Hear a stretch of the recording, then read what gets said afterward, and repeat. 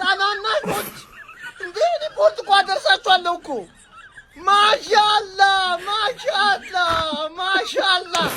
እንዴት እንደመጣፍጡ ጅርክዚ ሶሎጎ ሌማር ጁኒየር ማሻአላ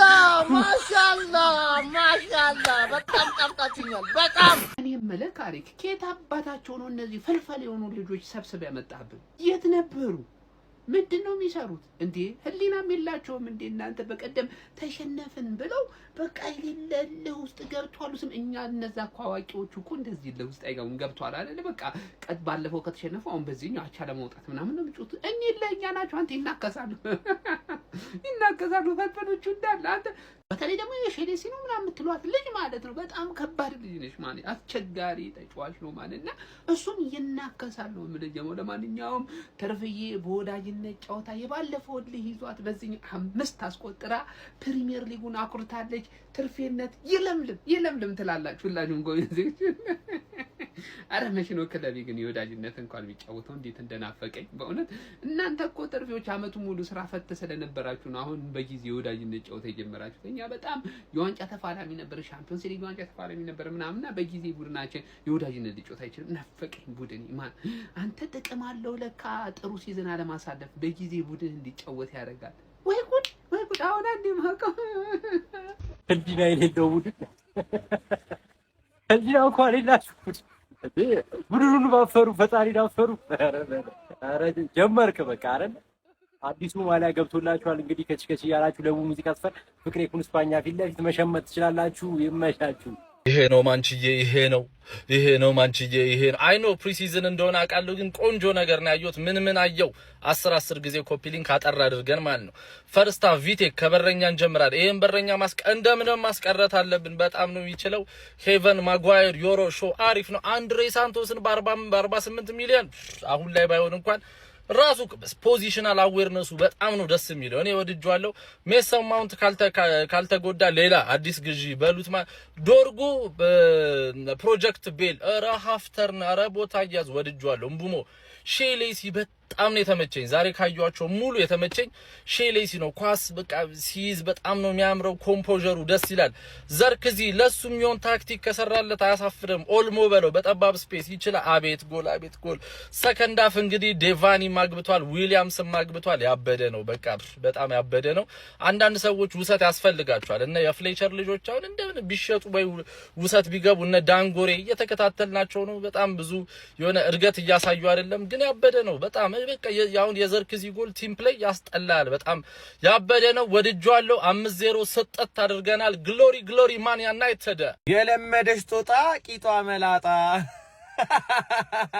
ተጠምዷል በየ አማነሻ ላይፍ ፒስ ገባልሻ ዛሬም ይሸነፋል ብለህ ተቋጥራለህ ትጠብቃለህ አረ እንዴ ነው ገብተህ ለጥበል በየ ሰላም ነሻ አጣመት ለኤፍኤ ካፕ ለካራቦ ካፕ አይደለም ደፈር ብላችሁ ቻምፒየንስ ሊግ ላይ ብታሰልፉ እኛ የማንቼስተር ታዳጊዎች አናዳምጥም አንሰማም እያሉ ይገኛሉ ማለት በእግዚአብሔር ስም ዛሬ እንዴት እንዳስደሰተ ረስቻት ነበር ሞቲርሳኛ አማስ ሞቲርሳኝ እኔ ጎል ስላስቆጠረች አይደለም ከዛ በፊት እየተደነኩባት ነበር ማለት ቀድማ ነው ተቀይረ ገባችሁ ጀለስ ማለት የሚገርም ኳስ ነው ፓስ ያደረገችው ለዘርኪዚ ራሱ ዘርኪዚ ያስቆጠረው ጎል ከዛ ውጭ ማለት ነው ልክ እንደሰው ሁሉ እቺ ሌፍት ባክ ናት ኖሪቺዳ ነበረ በውሰት ረስቻት ነበር በስላድ ጋር ነው የመጣችው ራይት ባኩን ተመልክታችኋል ካማሰን ምናምን የሚባል ህፃን እረ በጌታስ እሱም 19 አመቱ ነው ኤፍኤ ካፕ ካራቦ አይደለም እነ ዳሉት ካስቸገሩን አምጥተን ነው የምናሰልፈው ምን አይነት የማይሆነ ብላኪ ነው ስብር እያደረገው ይገባል አሲስት ማድረጉ ምናምን አይደለም ጨዋታው ላይ መከላከሉ ላይ ያለው ብቃት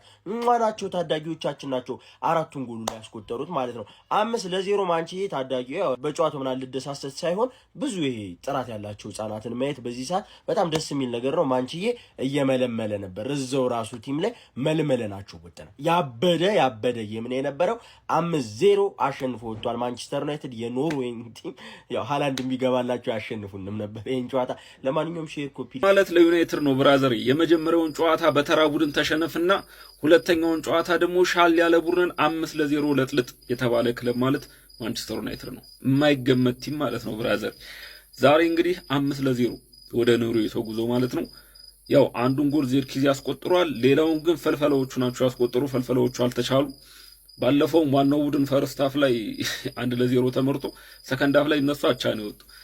ዛሬም እንግዲህ አራቱን ጎል እነሱ አስቆጥሯል። ሼሌሲ ያው ባለፈውም ዋናው ቲም ላይ ተካታ እንግዲህ የሚገራርሙ ሙከራዎችን ስትሞካከር ግን ሹላ ሲመልስባት ምናምን ነበረ፣ ተጎርታ ነበረ። አሁን ላይ ወደ ቲሙ ተመልሳለች። ዛሬም የመጀመሪያውን ጎል እሷ ናት ያስቆጠረችው ማለት ነው። የምትገርም ተጫዋች የምትገርም ማለት ነው። ወደፊት ማንቸስተር ዩናይትድን በራይት ዊንግ በኩል ታግዛለች። በምቦሞ እየተቀየረ ይጫወታል ብዬ ነው ማስብ። በጣም የምትጠቅመን ተጫዋች ናት። ያው ከሞላ ጎደል አሪፍ ነበር። ፈልፈላዎቹ አልተሻሉም ዛሬ። ይመሻቹ። ቋጣሪ ምን ይዋጥህ እሰይ ይኸው 5 አግብተን አሸነፍን ዛሬ። እኔ ባለፈው ብያችኋለሁ ፕሪሲዝን ላይ አትከፉ፣ እንደው ብናሸንፍም ራሱ ከባድ የሆነ ሃይፕ ውስጥ አትግቡ። ጀስት ፕሪሲዝን ነው፣ የተጫዋቾቹን አቅም የምናይበት ጨዋታ ነው። ቋጣሪ ግን ይኸውስ ባለፈው 1-0 ተሸነፈ ብላችሁ እንዴት ስትሆኑ እንደነበረ እንተዋወቃለን። ለማንኛውም እኔ ካርግ ዛሬ አስከፍቶኛል። ቀድሜ ቪዲዮ ሰርቼ ጄጄ ጋብርኤል ሊሰለፍ ነው ላይ ነው ብዬ እንቧከረዩ ብዬ 1 ደቂቃ ሳይሰጠው ቢያንስ ትንሽ ደቂቃ ቢሰጠውና ባየው በጣም ደስ ይለኝ ነበር። አልሆነም፣ አላሳየውም። ግን ከዛሬው ጨዋታ የተረዳናቸው ነገሮች ቢኖሩ አንደኛው እኔ ኢንኬዝ ዚርክዚን የሚያቆዩት ከሆነ አይዶንት ኖ ሊሸጥ ይችላል እየተባለ ነው። የሚቆይ ከሆነ በፍጹም እኔ 9 ቁጥር ቦታ ላይ ማየት አልፈልግም። እሱ 10 ቁጥር ቦታ ላይ የብሩኖ ቤንች ሆኖ ሜቢ ካደረጉትና ካየነው ኢስ ፐርፌክት ሊሆን ይችላል ብዬ ነው ማስበው። ፐርፌክት ነው ሳይሆን ሊሆን ይችላል ብዬ ነው ማስበው። ሌላው ደግሞ እኔ ሃሪ አማስ ለየትኛውን ክለብ ከዚህ በኋላ ውሰት እንዳይሰጡት እዚሁ ዩናይትድ ውስጥ እንዲያድግ የጉዳት እንትኗ ከተስተካከለ ማለት ነው። ሌላው ደግሞ ለሼሌሲ ደግሞ ቀጣይ ሲዝን በደንብ ደቂቃ መሰጠት አለበት ብዬ ነው ማስበውና ለማንኛውም የዛሬው ጨዋታ እነዚህ ነገሮች በስሷ ሳይቶናል። ቋጣሪ ግን እሰይ የታባ ይኸው ስንፈልግ እንዲህ ነው የምናገበው። እሺ የሚያወራለ ወረኛ ምናምን ወጣ በሉ። አሁን ወጣ በል ነው የምልህ። ወጣ በል አንተ። ባለፈው ማንቸስተር ዩናይትድ 1-0 ተሸነፈ ብሎ ተንጣጣ ማለት ነው። እንግዲህ 5 አገባል። እስኪ አውራለት ና ውጣ እናውራለት። ማንቸስተር ዩናይትድ 5 አግብቷል ምናምን በል እስኪ አውራለት። አቦ ምን አይነት ጎል የገቡት በናት ዘርክሲ እያስካደ እንዲህ ሲላቸው 3ቱን አስተኝቶ እንዲህ ሲሎ በረኛውን ገልብጦ ምናምን ክፍት ጎል ነካ አድርጎ ቅርቅር። ሌሲ ደግሞ እንዲያዙሮ እንዲቅርቅር ምናምን መቃበል ለማመጃን ያደረግናቸው ማለት ይችላላችሁ። እንግዲህ አሁን ማንቸስተር ዩናይትድ ያስፈራል። ጨዋታ ሲያሸንፍ እኮ ትፈራለህ። እያንዳንድ ቦቅባቃ ብቻ ነው ያለው። ያስፈራል። ቲም ሲሸነፍ ነው በቃ የሆነ ተስፋ ይሰጣል ምናምን። እንደዛ ነው እናንተ አስተሳሰብ አባቴ። እኔ አሁን እዚህ ጋር በዚህ በፕሪሲዝን የሆነች ማሟሟቂያ ብጤ በሆነ ጨዋታ ልናገር አልችልም። ቲሙ ደግሞ ለእናንተ ዋይፋይ ፓስወርድ ነው የቲም አታውቁትም። እኛ ግን ያው ምን ተጫዋቾች እናውቋለን ይህን ቲም ማን እንደሆነ ማለት ነው። ክፍት የሚጫወት ቲም ነው። ግን ዛሬ አለማግባታቸው በጣም ደንቆኛል። ብቻ ግን ለማንኛውም ግን ለጀማው እንዲደርስ ኮፒ ሊንክ ሪፖስት ማድረጋችሁ እንዳይዘነጋ፣ ፎሎ እንዳይረሳ። ይቻማችሁ አራዳ ልጆች።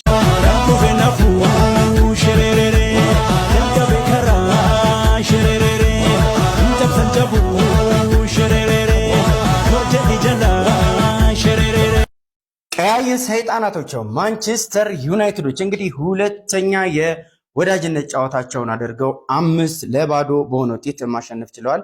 እንግዲህ ጨዋታውም እጅግ በጣም ያምር ነበር። የመጀመሪያ ጨዋታቸውን 1-0 መሸነፋቸው ይታወቃል። እንግዲህ ዛሬ የአካዳሚ ምርቆቹ አራቱን ጎል ሲያስቆጥሩ አንዱን ጎል ደግሞ ጆሹዋ ዝርክዚ በጣም ድንቅ በቃ የራሱን ብቃት ተጠቅሞ በረኛውን ጭምር በማለፍ ማስቆጠር ችሏል። ሺያንሌስ የመጀመሪያውን ጎል ድንቅ በሆነ ከርል ጎል ማስቆጠር ችሏል። እንግዲህ ዩናይትድ ሁለተኛ ጨዋታውን 5-0 በሆነ ውጤት ማሸነፍ ችሏል።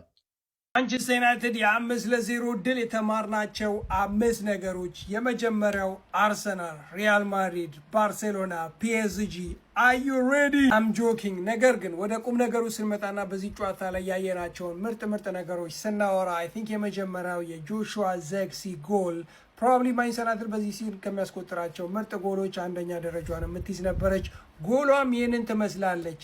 ተጫዋቹን እንዲሁም ደግሞ በረኛውን ያጋደመበት አንሶላ ቀይሮ ብርድ ልብስ አልብሶ የቤድ ታይም ስቶሪ ነግሮ ጎሉን ያስቆጠረበት መንገድ የምትገርም ናት። ምንም እንኳን በጨዋታ ላይ ብዙም ይሄን ያህል ድንቅ የሚባሉ እንቅስቃሴዎችን ባያደርግም ጎሉን ያስቆጠረበት መንገድ ምርጥ ነበረ። ሁለተኛ እንደ ዘክሲዩላ የሼሌስም ጎል ምርጥ ነበረች። ምንም እንኳን በጨዋታው የመጀመሪያዎቹ 20 እና 30 ደቂቃዎች ላይ ጥሩ ባይንቀሳቀስም ኳሶችን በተደጋጋሚ ቢነጠቅም ኳሱን ያስቆጠራትን ጎል ያስቆጠረበት መንገድ ኳሱን ኮንትሮል ያደረገበት ወደ ውስጥ ሰብሮ እንዲሁም ደግሞ በረኛው እንዳይደርስባት ኮርና ላይ አስጠግቶ ያስቆጠረባት መንገድ ድንቅ ናት። ሶስተኛው ሪሜምበር ሂዝ ኔም ጄደን ካምሰን ይባላል። ኔክስት ሲዝን ዲያጎ ዳሎት እንዲሁም ደግሞ ማዝራዊ ይህንን ተጫዋች ሾልደራችሁን ዞር እያላችሁ ማየት አለባችሁ። ምክንያቱም ተቀይሮ ከገባ በኋላ 2 አሲስቶችን ማድረግ ችሏል። በተለይም ከዲያጎ ዳሎት ላስት ሲዝን ስትራግል ስናደርግ የነበረው የፋይናል ፌድ ፓሶቹ እንዲሁም ደግሞ ክሮሶቹ ነበሩ።